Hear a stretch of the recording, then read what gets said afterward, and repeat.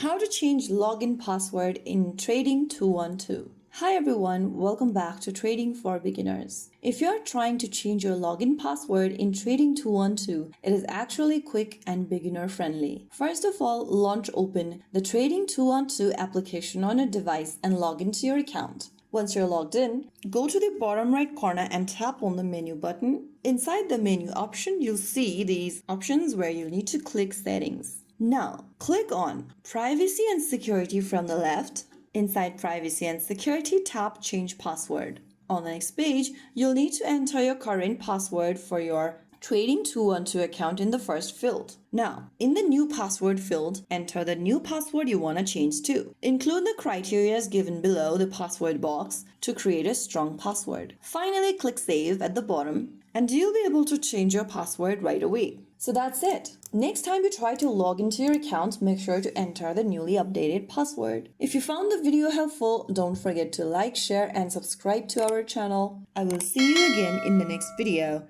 Stay tuned and thanks for watching.